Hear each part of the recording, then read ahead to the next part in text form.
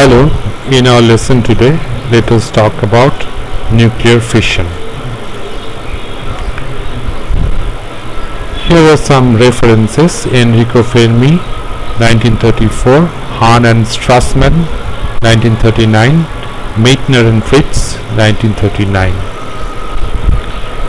Nuclear fission process, which was discovered by Hahn and Strassmann, can symbolically be written as U-235, when bombarded with a neutron, produce an excited isotope in the excited state U-236, which breaks into two fragments of comparable mass numbers 141 and 92, which are barium and krypton, and it releases 3 neutrons in this process.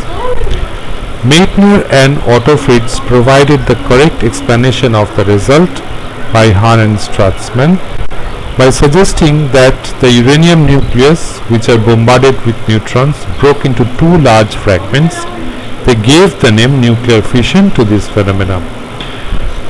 Enrico Fermi in 1934 expect if U-238 is bombarded with neutron, produce excited isotope of uranium-239, which will, upon beta decay, will produce neptunium of atomic number 93, which is trans-uranic element and a beta particle. But Fermi never thought that this uranium-238 can break into 2 fragments of comparable masses and release a large amount of energy, which was later discovered by Hahn and Strassmann, and Meitner and Otto Fritz provided the correct explanation of the result by Hahn and Strassmann by suggesting that uranium nucleus, which are bombarded with neutrons here, broke into 2 large fragments and they produce considerable amount of energy, and they gave the name of nuclear fission to this phenomena. It was believed at the time that during a nuclear reaction, water emitted a proton, neutron, deuteron and alpha particles. So Fermi never thought that uranium nucleus will break into such large fragments. So at that time, what was expected, that mass number, atomic number will reduce by only a few units or change by a few units, and that is why he expected that uranium-238 upon bombarding by neutrons will produce trans-uranic elements. This process was found by Macmillan and Abelson, and they won Nobel Prize in Chemistry in 1951. So this is one process, this is another process. In both the processes, the uranium nucleus is bombarded by a neutron, and both the processes are possible. In one process, we get a trans-uranic element, and in another process, uranium-235 breaks up into 2 large fragments of comparable mass, and large amount of energy is released. Fission fragments, these are the fission fragments, produce intense ionization in gases. They also produce visible tracks in cloud chamber photographs. So let us calculate the Q value of this reaction. Let us take the mass of U-235, mass of the neutron, mass of barium-141, mass of krypton-92, and mass of the neutron. So we put the masses in unified atomic units here and then work it out, and we get 0.21537 U, which is equivalent to 200.6 MeV. So this is in the MeV range, and in chemical reactions, energy is either absorbed or released in the electron volt range. So that means and it is by a factor of 10 to the power 6. So that is a large increase in the energy yield. So that is why nuclear power can create much larger amount of energy than conventional power plants. So let us have a quick calculation. 1 gram of uranium-235 can release 2.29 multiplied by 10 to the power 4 kilowatt hour, and to have this amount we have to burn 2.56 multiplied by 10 to the power 3 kg of coal.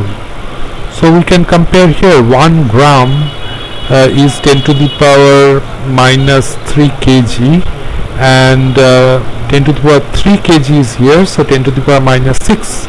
So that is the factor of 10 to the power minus 6 that is being reflected here, because the Q value is in the MeV range, whereas in the chemical reactions the energy yield or energy absorbed is usually in the electron volt range. Use much a smaller amount of uranium. So fission fragments. In fission, 2 fragment nuclei which are comparable in mass numbers are produced. Mass numbers of fragments have a distribution. The 2 mass numbers are generally different. In case of thermal neutron fission of U-235, the lighter fragment have a mass number of 85 to 105 with a peak at A equal to 96. So this is the distribution for the lighter mass of the lighter fragment. The heavier fragment have mass number distributed between 130 and 150 with a peak around A equal to 138. And in this region we have symmetric fission, where the 2 fragments have roughly equal mass, and we see that the probability of having symmetric fission is much less. So that means having a symmetric fission is less probable and asymmetric fission is more probable in this case. The reason for asymmetry in the fission fragment mass distribution is unknown. It is conjectured that the asymmetry is related with the shell structure of the nucleus. Now let us discuss the beta activity of fission fragments and their stability. We know that from the stability curve the neutron excess n minus z increases with mass number. For uranium of the heaviest isotopes, they have the excess of 51 and 54 neutrons. On the other hand, the sum of neutron excess of heaviest stable isotopes of barium and krypton is about 40. Thus, after fission takes place, both fission fragments contain too many neutrons to be stable, which makes them beta active. That means these fragments which are produced have large neutron excess, so they will be beta active. Energy distribution of fission fragments. The asymmetry mass distribution of fission fragments is also reflected in the distribution of kinetic energy. The kinetic energies of fission fragments have been measured using ionization chamber within which a thin foil of uranium or thorium is placed.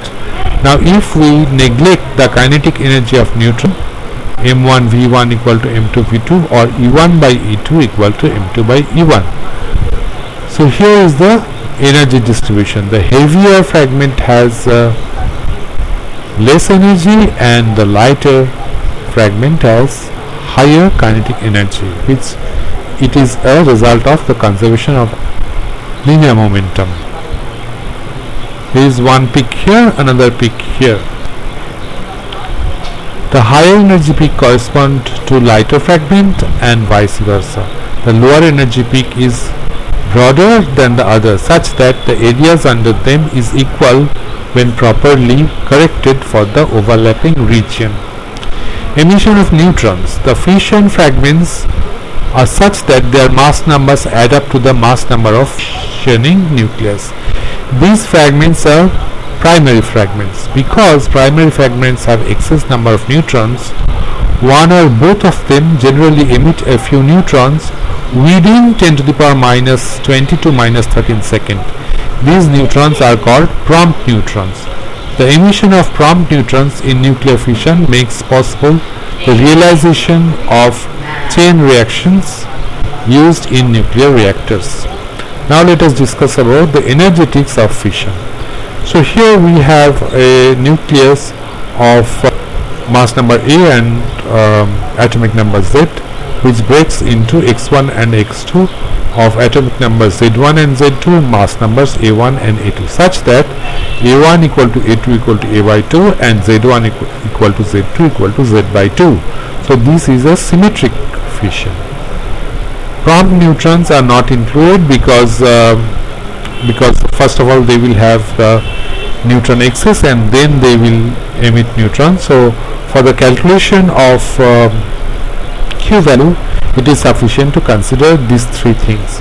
That means 2B, this is the binding energy of A by 2 Z by 2 multiplied by 2 minus the binding energy of AZ nucleus. So it's 2A by 2 FB dash, and here the binding energy per nucleon is FB. So this is A FB, so that means 2 cancels. So if we take A as common, then A delta FB. So if FB dash is greater than FB, then Q value is positive, so that means fission is possible. If we examine the binding energy curve, then we see that this condition is achieved in the descending part of the curve. Now let us use the semi-empirical mass formula. MAZ is ZMH plus NMN minus, here is the volume term, here is the surface term, here is the Coulomb term, here is the symmetry term. Similarly, from using semi-empirical mass formula, MA by 2 Z by 2, here is Z by 2 MH plus N by 2 MN minus, this is volume term, this is surface term, this is Coulomb term, this is our symmetry term. So when we take the difference, M AZ minus 2 MA by 2 Z by 2, then this term and this term will get cancelled, volume term will also get cancelled. What will remain is a difference induced because of the difference between the surface term and the Coulomb term. So that means QF, if we calculate these numerical factors, then QF is minus 0.26 A to the power 2/3 plus 0.3783 Z square by A 1/3, A to the power 1/3. So that means if QF has to be greater than 0, we get a condition Z square by A is greater than, from this ratio we will get 0.7027, and there is a ratio between A2 and A3. So A2 by A3. A2 is 17.81 MeV, A3 is 0.711 MeV, so we get 17.6. So that is Z square by A is 17.6. This condition is fulfilled for A greater than 90 and Z greater than 40. So naively we will expect that if A is greater than 90 and Z greater than 40, then we will achieve nuclear fission. This condition makes fission energetically possible. Still, fission is an uncommon phenomena as it involves quantum mechanical barrier penetration. That in the potential energy, if we plot with respect to R is the distance between the center of two fragments, then the potential has the shape of like this. That means here in this here R is 0, that means we have the parent nucleus, and here R is infinity, that means we have two fragments, and we are thinking that QF is greater than 0, so it is energetically possible, but this potential has a shape like this. So from if the combined nucleus has to is here in this potential and it has to be here, then this process needs a quantum mechanical barrier penetration. Even though A greater than 90 and Z greater than 40, it is energetically possible, still it is a rare phenomena, and this phenomena is achieved for nuclei with mass number around 240. We have to overcome this barrier in this potential. So we have given a basic idea of what is fission and what was the expectation by Fermi, and then we have compared the amount energy yield between the nuclear case and the atomic case, and then we have studied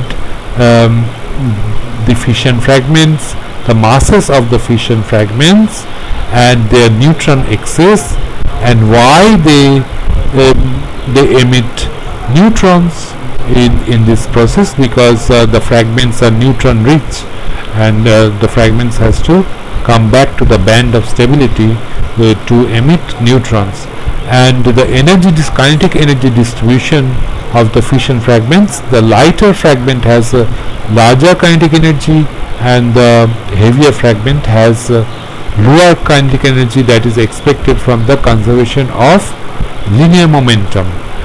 And we have also seen what are prompt neutrons. Prompt neutrons are produced within 10 to the power minus 20 to 10 to the power minus 13 seconds, because the primary fission fragments are rich in neutrons. And then we have calculated the Q value of the symmetric in the symmetric case, and we have seen that Q value is positive for A greater than 90 and Z greater than 40.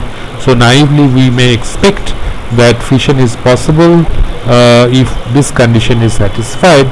But when in the process of fragmentation, if we plot the potential energy as a function of r, where r is the distance between the center of two nuclei, then the potential has got this shape. So this point is the place where the two fragments are together, and r equal to infinity is the place where they have been separated, but in between the potential passes through a maximum. So that means physically if the two fragments are to be separated, then this potential barrier has to be overcome, and A greater than 90 and Z greater than 40, it can happen only through tunneling. So because the tunneling has a gamma suppression, so that is why this even though it is energetically possible, it is uncommon phenomena, and in a later video we will see that it will be possible for A greater than 240. So we can stop our recording here. Thank you for watching.